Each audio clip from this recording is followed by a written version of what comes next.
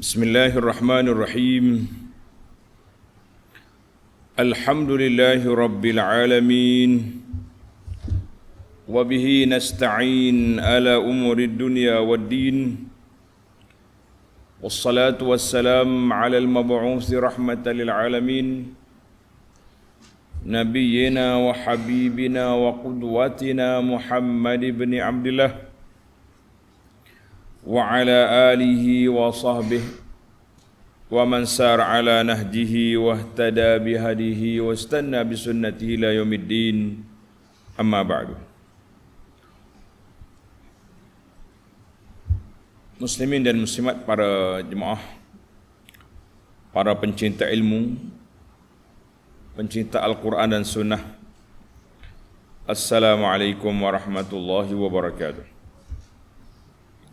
Alhamdulillah, syukur kita pada Allah Azza wa Jalla pada hari ini 7 hari bulan 12 2022 kita dapat teruskan pengajian kita dalam tafsir suratul Hasyri, surah yang ke-59, ayat yang juzuk yang ke-28, ayat 5, 6, 7. Perbincangan kita masih lagi dalam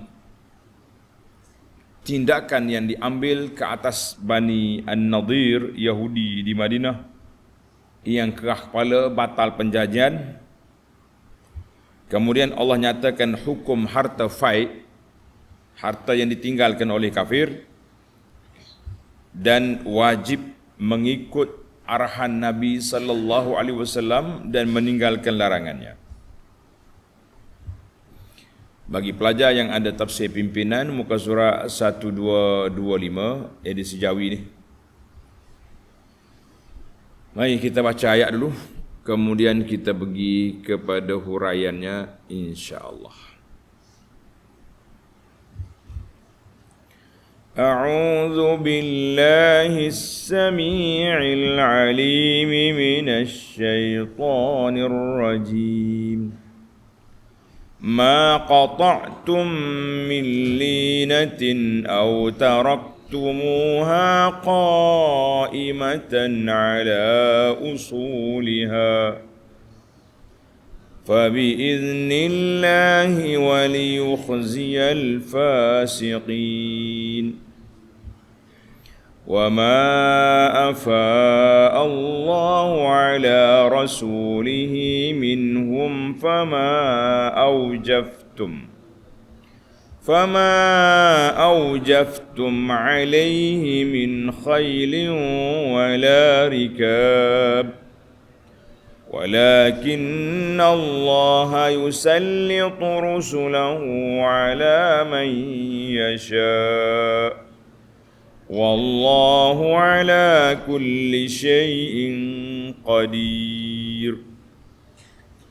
ما أفاء الله على رسوله من أهل القرى فلله وللرسول ولذي القربى واليتامى والمساكين وابن السبيل كي لا يكون دولة بين الأغنياء منكم وما آتاكم الرسول فخذوه وما نهاكم عنه فانتهوا واتقوا الله Inna Allah syadidul iqab.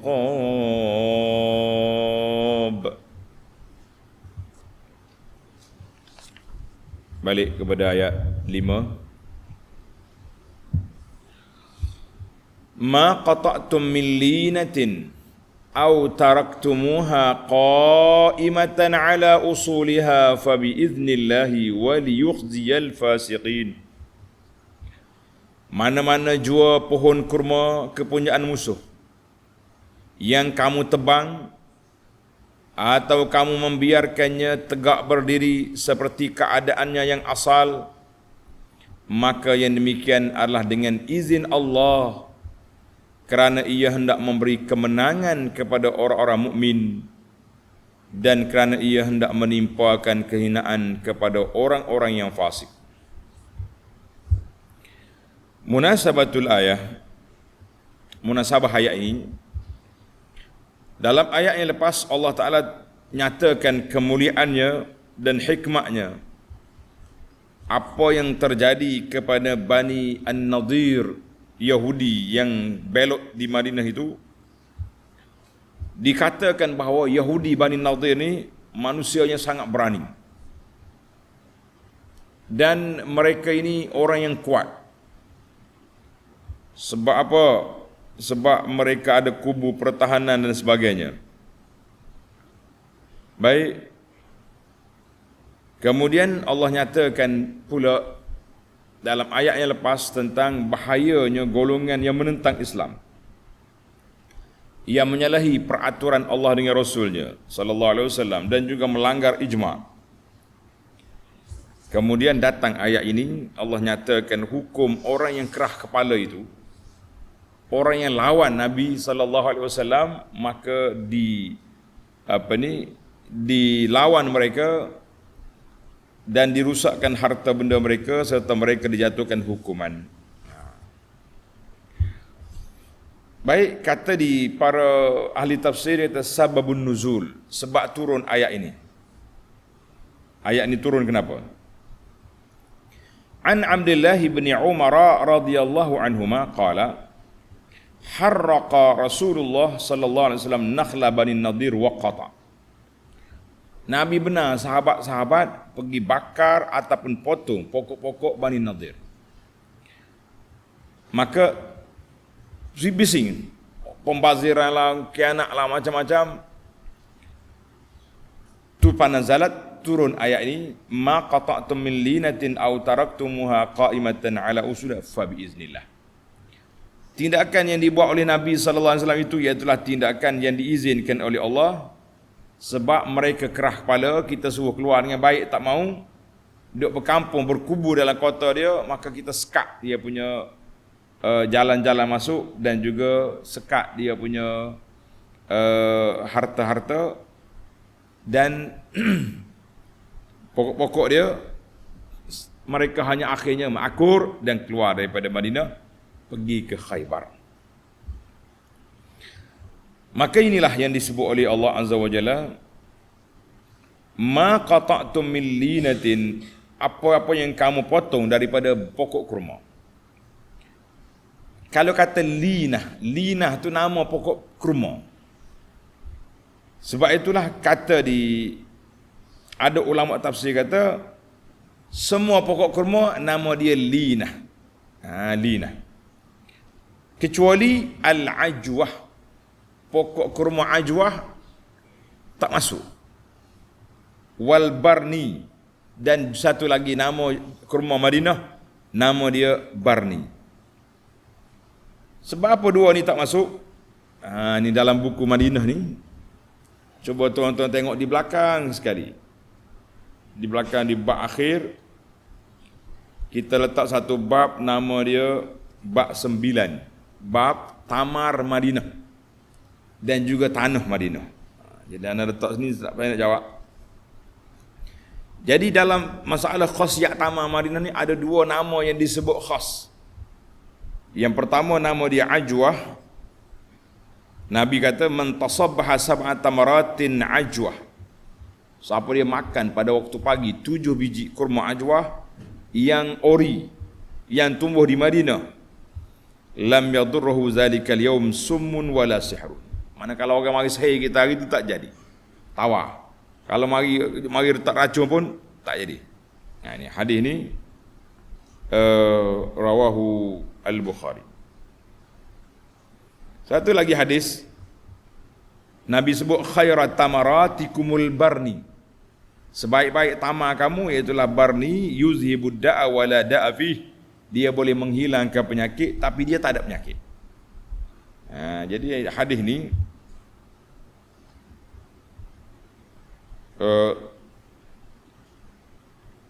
sanad dia baik dan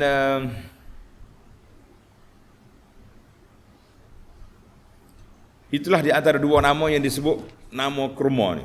Jadi hak lain-lain itu kata ulama tafsir termasuk dalam linah. Dua pokok ni tidak masuk. Sebab dia ada keistimewaan dia yang tersendiri.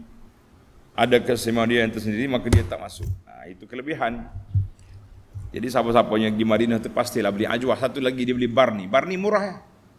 Arak tak promosi barni itu sebagai kurma Nabi. Sedangkan dia kurma Nabi. Cuma arak ni pun dia cerdik juga. Dia ngomong mahal-mahal aja. Baiklah para jemaah sekalian. Ada kata ajwah saja ya kecuali. Yang pentingnya linah tu pokok kurma. Sama ada kita kecualikan ajwah dan barni ataupun ajwah saja. Sebab apa dua ni tidak dinamakan? Sebab dia ni makanan yang orang panggil masyhur pada ketika itu. Maka Allah kata, apa yang kamu potong daripada pokok-pokok Yahudi itu, fabi iznillah, dengan izin Allah. Fala lauma alaikum fima qata'tum aw taraktum, tidak ada celaan kesalahan ke atas kamu apa yang kamu potong dan apa yang kamu tinggalkan, tak salah. Jadi jelaslah pada kita di sini. Jadi hujah Yahudi buat diayah kononnya Nabi kita sallallahu alaihi wasallam Muhammad ni membazir, khianat. Allah kata tak apa, aku izinkan untuk peperangan ini. Untuk peperangan ini diizinkan. Yang kedua, waliyukhziyal fasiqin, dan kerana Allah hendak menimpakan kehinaan kepada orang-orang yang fasik. Siapa dia fasik? Al-kharijina an ta'atihi. Orang fasik ni makna orang yang keluar daripada melakukan ketaatan kepada Allah.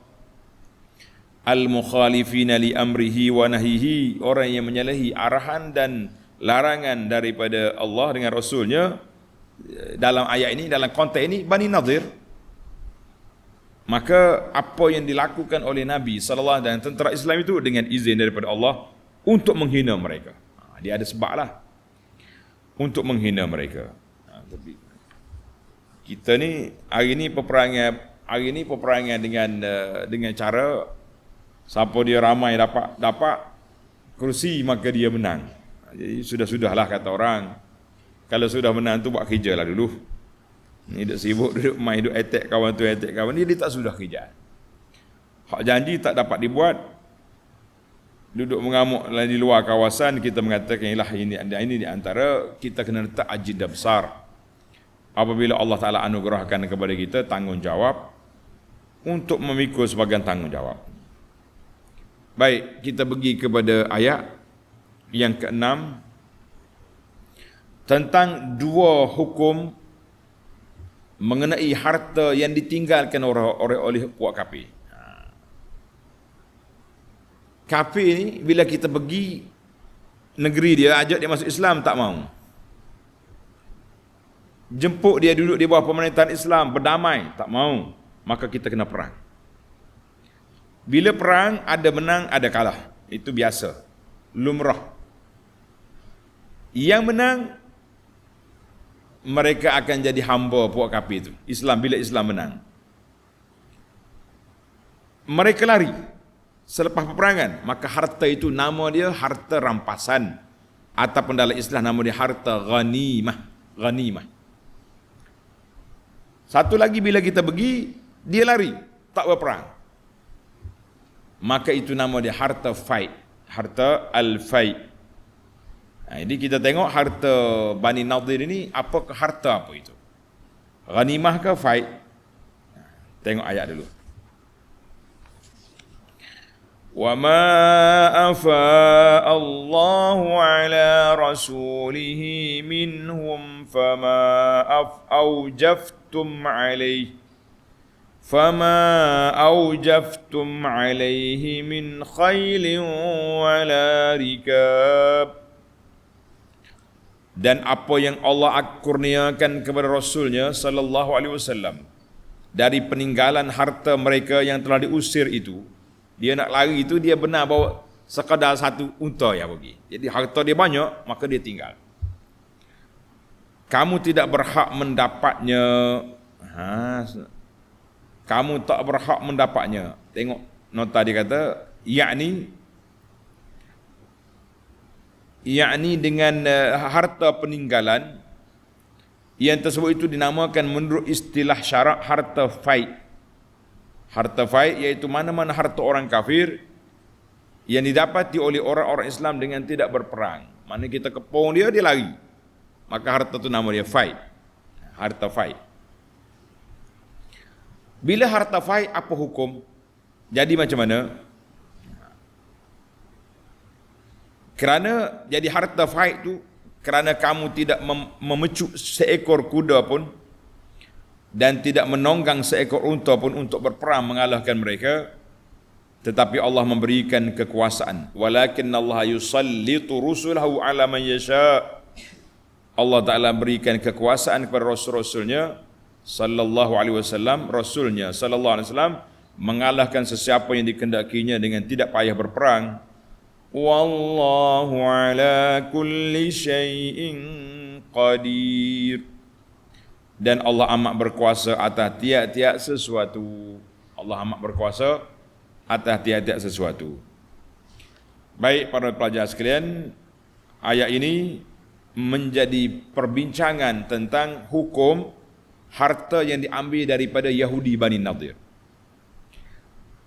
Setelah ditimpa ke atas mereka azab, dikepung mereka dan diambil harta-harta mereka setelah mereka meninggalkannya.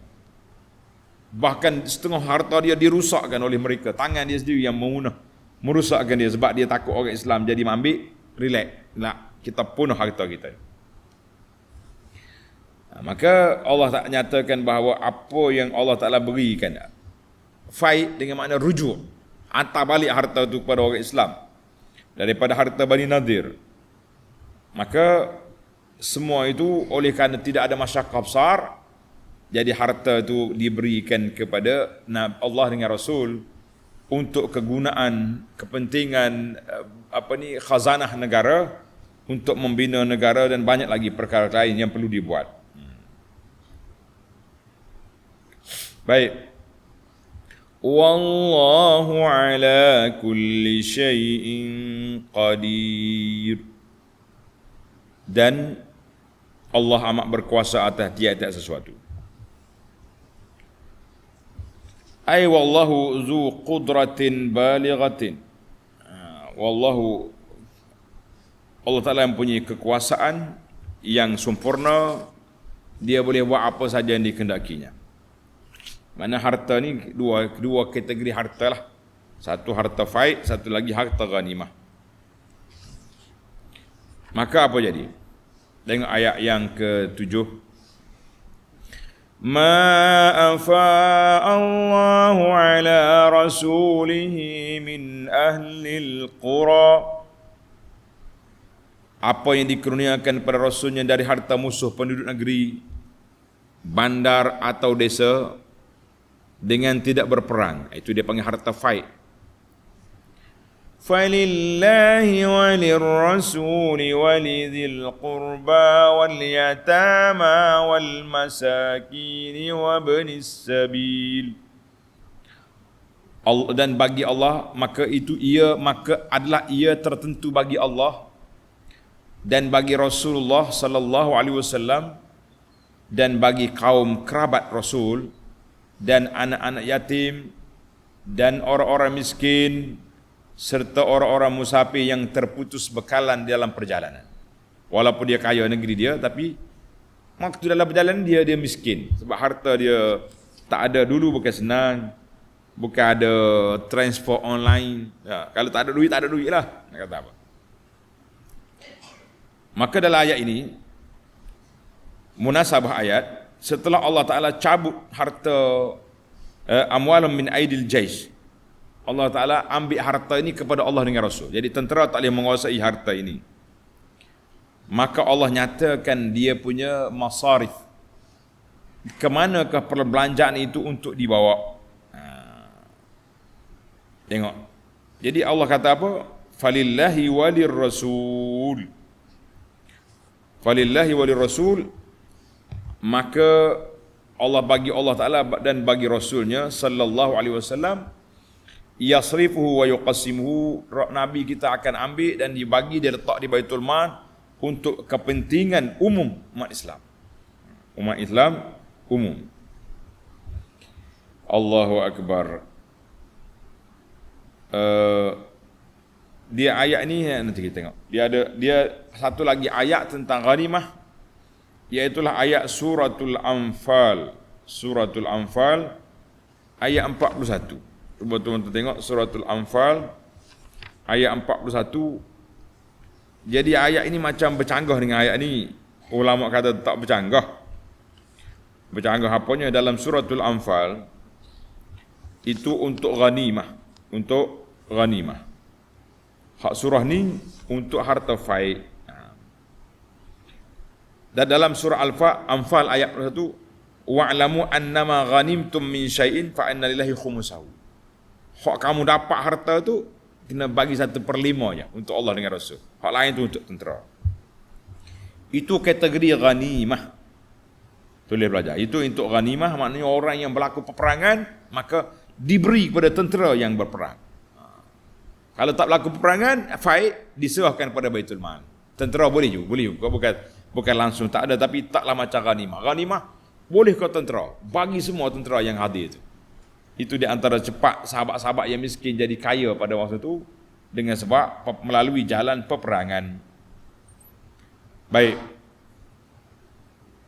Jadi ayat ni tak bercanggah. Ayat suratul Anfal 41 dengan ayat kita ni tidak bercanggah sebab hukum berbeza. Hukum berbeza. Suasana berbeza. Tengok hadis wa an Umar bin Al-Khattab radhiyallahu anhu qala. Umar kata apa? Kanat amwalu Bani Nadir mimma afa Allahu ala rasuli. Harta Bani Nadir, harta faid yang Allah Taala serahkan kepada Rasulnya sallallahu alaihi wasallam, sebab tidak berlaku peperangan yang pertempuran yang besar. Fakanat, maka dia tu untuk Nabi sallallahu alaihi wasallam, kana yunfiqu ala ahlihi nafaqata sanati. Nabi kita beri bajet untuk keluarga dia. Kemudian yang lain-lain semua untuk dibeli senjata wal qura, beli senjata, beli kenderaan. Kenderaan zaman itu kuda lah, kuda. Uddatan fi sabilillah, sebagai persiapan pada jalan Allah. Asar Umar ini rawahul Bukhari wal lafzu lahu wa Muslim. Jadi selesailah kita masalah ni supaya kita tidak fikir panjang. Kenapa berbeza? Jawabnya tak berbeza sebab dua situasi yang berbeza. Maka Tuhan kata falillahi walir rasul. Jelas ni. Untuk Allah, mana untuk Baitul Mal. Walir rasul untuk Nabi sallallahu alaihi, Nabi kita boleh ambil, dia boleh bagi pada keluarga dia. Setakat yang Nabi ni zuhur, jangan bimbang.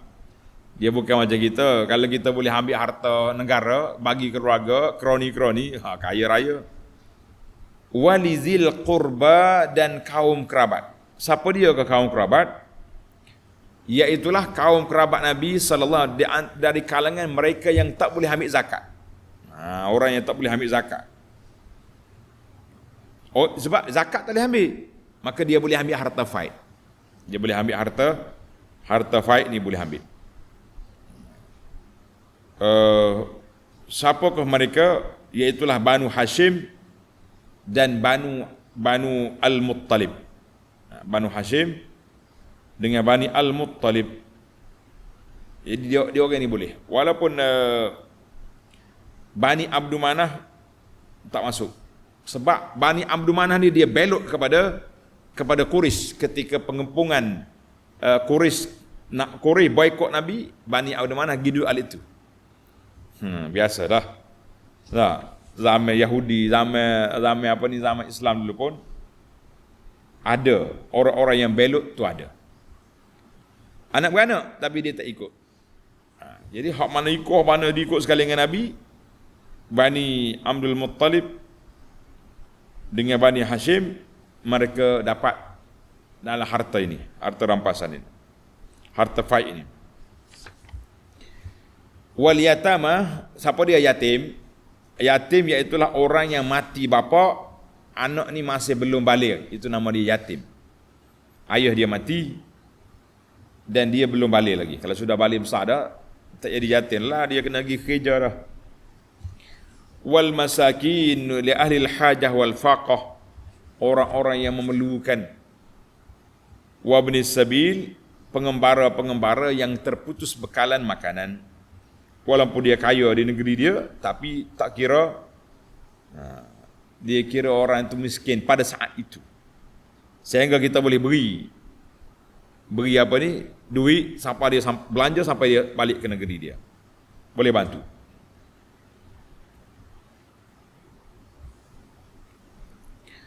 Kenapa? كَيْ لَا يَكُونَ دُولَةً بَيْنَ الْأَغْنِيَاءِ مِنْكُمْ. Ketetapan yang demikian supaya harta itu tidak hanya beredar di antara orang-orang kaya dari kalangan kamu. Mana kalau kita bagi pula, orang panggil timbun. Orang ni kaya dah bagi lagi banyak. Orang ni miskin, kita bagi pada orang-orang ni.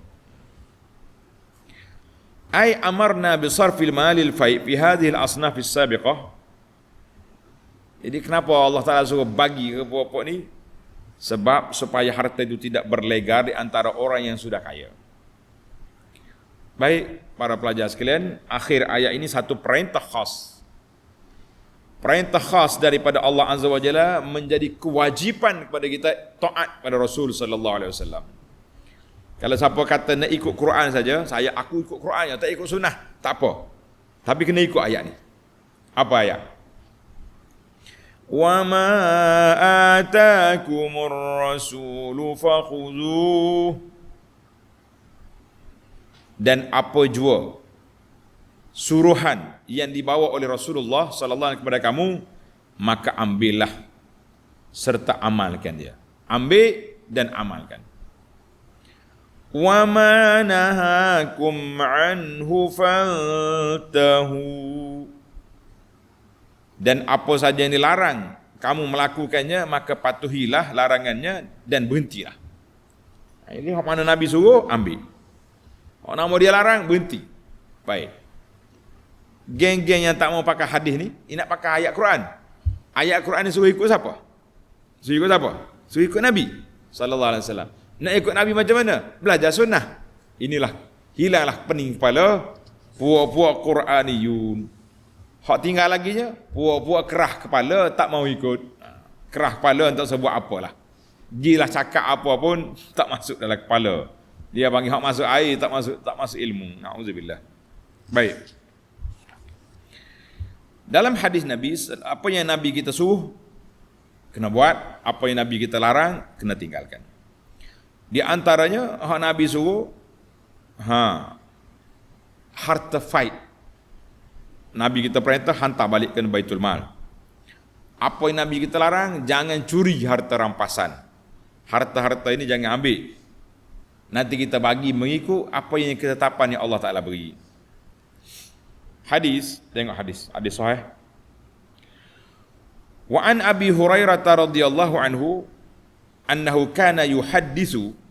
Abu Hurairah menceritakan bahawa dia dengar Rasulullah sallallahu alaihi wasallam bersabda, "Ma nahaitukum anhu fajtanibuh." Apa yang kami larang kamu, tinggal. Wa ma amartukum bihi faf'alu minhu mastata'tum. Apa saja yang aku suruh, kamu buat sedaya upaya kamu. Sedaya upaya yang kita mampu, kena buat. Apa yang kita tak mampu, kita minta maaf dengan Allah Azza wa Jalla. Fa innama ahlakal ladzina min qablikum kasratu masailihim wa ikhtilafuhum ala anbiya'ihim. Binasanya orang dulu daripada kamu sebab mereka banyak bertanya. Bila sudah banyak tanya, banyak pula ikhtilaf mereka kepada nabi-nabi dia, maka mereka jadi binasa. Jadi umat Nabi sallallahu alaihi wasallam, hadis ini dalam Bukhari wa Muslim wal lafzu lahu. Jadi tak usah duduk sibuk-sibuklah kita. Hak kita dengar Nabi suruh buat. Yang kita dengar Nabi larang tinggal. Banyak takwil sangat. Banyak kona, banyak sini, akhir kali tak terbuat.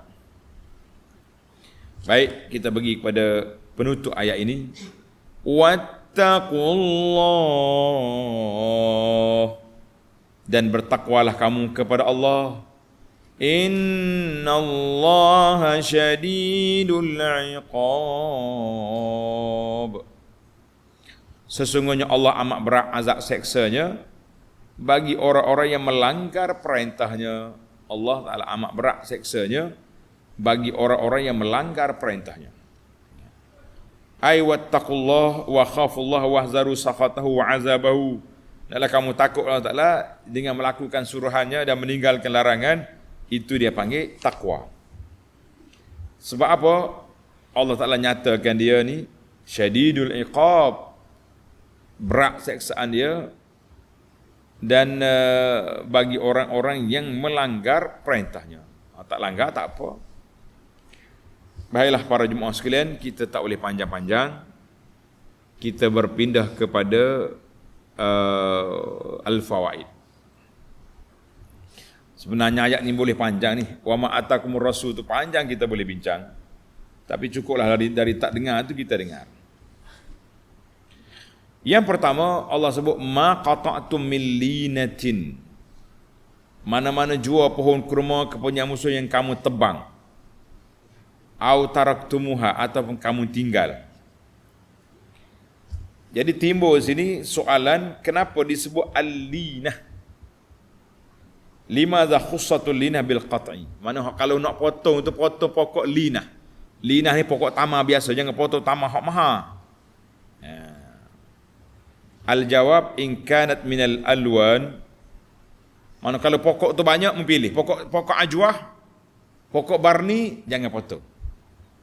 Sebab kita nak apa ni, nak bagi tekanan kepada Yahudi Bani Nadir itu supaya dia keluar.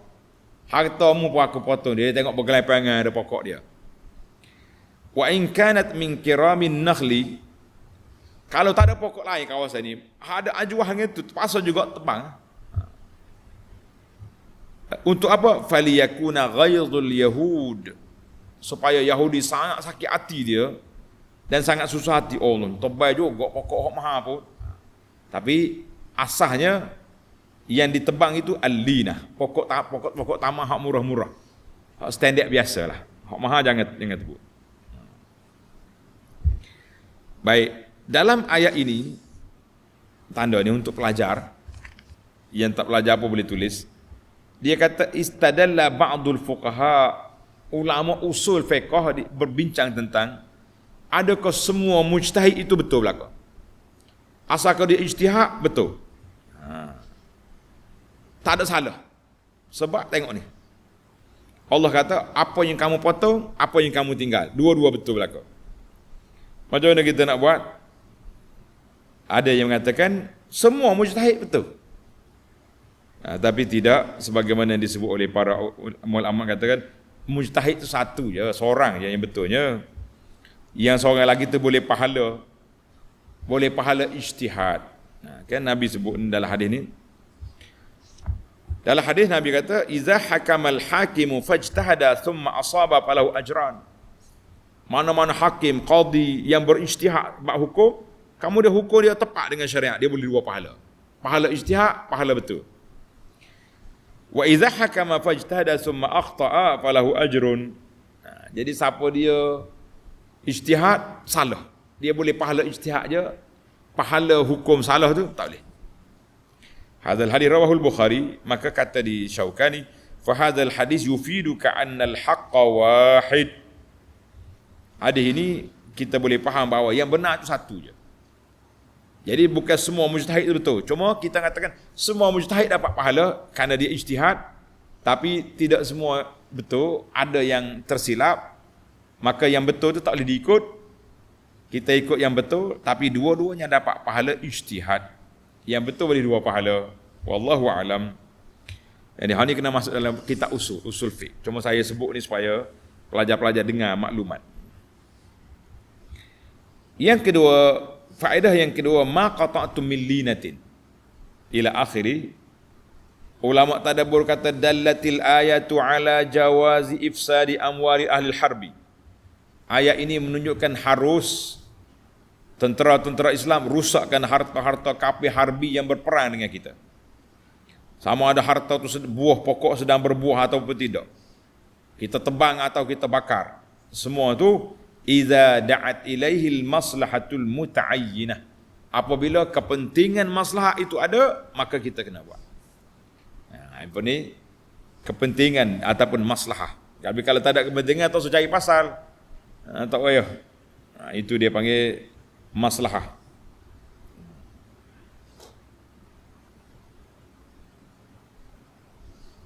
Baik. Dalam ayat ini juga, faedah yang kedua lagi, hujjatun fi qat'i. Mana hujjah ni dalam isu peperangan kena tengok pada strategi. Tengok pada strategi. Strategi dianya apa dia? Kalau penting perlu kita tebang, tebang. Kalau tak perlu jangan tebang. Jangan membazirkan harta yang ada. Jadi jangan kata tak apa kita rusakkan semua, kita juga saja, orang Kelantan kata saja, maknanya kita juga terlepas. Benda boleh dikekalkan. Pokok taman ni bukannya 2 hari. Berapa tahun nak boleh ke dia berbuah? Jadi mungkin tebang buat apa? Kita tebang setakat keperluannya. Macam zaman kita ni dia panggil perang cyber. Sepatutnya dalam peperangan yang diizinkan kita boleh tunjukkan agenda yang kita nak buat. Kalau saya menang ini program-program kita. Tapi ingat, jangan menipu. Saya nak buat gini, menipu lah. Al-mu'min la yakzib, orang mukmin tidak berbohong. Sebab Nabi kita larang. Lebih-lebih lagi peperangan sama-sama orang Islam. Kalau kita perang dengan kafir sungguh lain. Ini sama-sama kita Islam, masing-masing nak bawa kebaikan kepada masyarakat, kepada rakyat, tiba-tiba kita menipu kerana nak cari pengaruh, kita kata la, bukan sifat mukmin berbohong. Itu saya kemukakan, meluahkan perasaan saya bimbang, takut bohong ni jadi satu fenomena. Sebab orang atas bohong, orang bawah tengah-tengah bohong, nanti budak-budak yang baru membesar tak apa bohong pun. Bohong pun tak apa, nanti kita tukar balik. Hari ni cakap lain, esok cakap lain. Jangan jadikan budaya ni, kalau nak tahu tengoklah, tunggu 20 tahun lagi anak-anak yang membesar sekarang dengan suasana permainan persepsi perbohongan ini, apa akan jadi? Ini sangat berbahaya. Maka kita sebagai orang yang kita selalu tadabbur Quran ni mikir, nak cakap fikir 2 kali, jangan ada bohong-bohong, tidak ada. Baik. Yang ketiga. Bila Allah Ta'ala sebut fa bi iznillah, dengan izin Allah. Ayat ni dengan izin Allah. Maknanya Allah Ta'ala dah beri wahyu pada Nabi sallallahu alaihi wasallam boleh untuk strategi rusakkan harta mereka. Jadi kata di para ulama, semua perkara yang diizinkan oleh Allah sar halalan. Kalaulah jenis tu jenis haram, tapi kalau mendapat keizinan maka jadi halal. Macam ni, tebang pokok, bakar pokok, membazir, haram. Tapi untuk kepentingan peperangan ini terpaksa kita kena buat, maka itu diizinkan oleh Allah Azza wa Jalla. Banyaklah benda yang asalnya haram tapi dia jadi halal. Contohnya, duduk dengan orang perempuan, haram. Tapi bila sudah diakad nikah dengan izin oleh Allah Azza wa Jalla, syariat mengizinkan, akad nikah je, aku terima nikah, jadi halal. Itu dia panggil semua perkara yang diizinkan oleh Allah, maka dia jadi halal. Apa perkara yang tidak diizinkan oleh Allah, walaupun otak kita rasa molek, okey, lah. Jangan. Sebab tu dia kata al-wasilah la tubarriru al-ghayah. Maknanya cara tidak menghalalkan, matlamat tidak menghalalkan cara. Saya menipu disebab gila. Tak ada hak untuk menipu. Nak nyatakan apa yang kita nak buat, apa fakta kita ada, silakan. Menipu tidak. Baiklah. Kemudian di akhir ayat itu Tuhan kata waliyukhziyal fasiqin. Allah kata aku nak hinakan orang fasik. Ini satu kaedah yang besar. Fakhizyul fasiqin, menghina orang yang fasik. Orang yang jahat itu adalah mendapat keizinan oleh Allah Azza wa Jalla. Orang yang menentang Islam, berselindunglah di balik apa nama pun, human right ke apa benda, kita mesti lawan mereka. dan kita, kalau ada peluang untuk kita jatuhkan mereka, mesti kena jatuhkan. Baik para jemaah sekalian, itu yang ketiga dah kita tadi.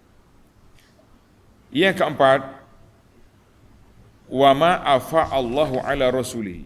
Tengok ni. Wa ma afa Allahu ala rasulihi, ayat ini dia panggil ayat al-fai.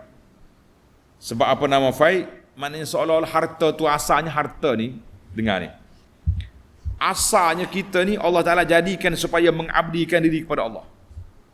Dunia ni aku beri kepada kamu untuk beribadat. Tapi bila mereka tak ibadat, bila dia lari tinggal harta tu, mana seolah-olah fight dengan mana irja'.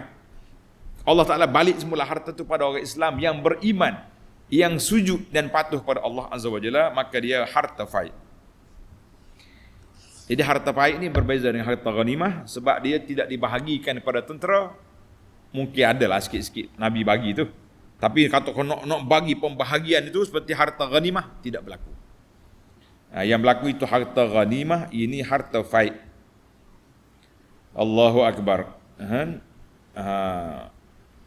Baiklah, yang terakhir, para pelajar sekalian, yang terakhir Allah kata apa dalam ayat ini? Wa ma atakumur rasulu fakhudhuhu wa ma nahakum anhu fantahu. Semua perkara yang Allah Nabi bawa sallallahu alaihi wasallam mesti kita kena ambil. Ambil itu dua lah. Sama ada ambil dengan nama fardu wajib ataupun ambil dengan nama sunat. Sunnah terbagi dua, wajib dan sunat. Yang penting kita kena ambil. Maka amrullah bil qaidatil kulliyah wal aslil am, inilah kaedah umum yang Allah Ta'ala beri kita dengan Nabi sallallahu alaihi wasallam. Mana-mana yang sahih daripada Nabi sama dengan Quran. Dia punya level hukum. Walaupun tartib kita bagi Quran, sunnah, ijma', qiyas. Tapi kalau kita nak letak satu, dia panggil al-wahyaini. Dua wahyu ni satu je. Nama dia Al-Kitab was Sunnah. Label dia sama. Dari sudut hukum. Tapi orang yang tak nak terima tu cerita lain. Hak Nabi ni manusia juga, itu cerita lain lah. Cerita ajaran sesat ni kalau kita ikut pakai sampai kita pun pening juga, jangan ada ikut pokok dia. Jadi ayat ini menjadi kewajipan. Wajib ke atas umat ambil terima apa yang diajar oleh Nabi sallallahu alaihi wasallam, wala tahillu mukhalafatuhu, tidak halal menyalahinya. Tidak halal menyalahinya. Jadi ke apa-apa yang dinas oleh Nabi kita kena ikut. Dia kata saya tak ikut Nabi, ikut Quran. La. Kalau ada orang pening lagi tu, maka kita mengatakan itu salah. Yang betulnya kita kena ikut Nabi sallallahu alaihi wasallam sebagaimana kita kena ikut Al-Quran. Baiklah, jadi umumlah kalau dalam konteks ayat ini, apa yang Nabi kita bagi, iaitulah harta-harta Nabi tak bagi. Terima. Dan Nabi kita larang juga daripada mengambil harta haram, maka kita kena terima. Jadi ayat ini alhamdulillah para jemaah sekalian, jami' dan lengkap kepada kewajipan kita terhadap Nabi sallallahu alaihi wasallam. Wallahu alam. InsyaAllah kita akan sambung lagi dalam siri yang akan datang ayat 8 sehingga ayat 10. Ayat 8 sehingga ayat 10 insyaAllah. Subhanakallahumma wa bihamdika asyhadu an la ilaha illa anta astaghfiruka wa atubu ilaik. Wa sallallahu ala nabiyyina Muhammadin wa ala alihi wa sahbihi ajma'in walhamdulillahi rabbil alamin. Wassalamualaikum warahmatullahi wabarakatuh.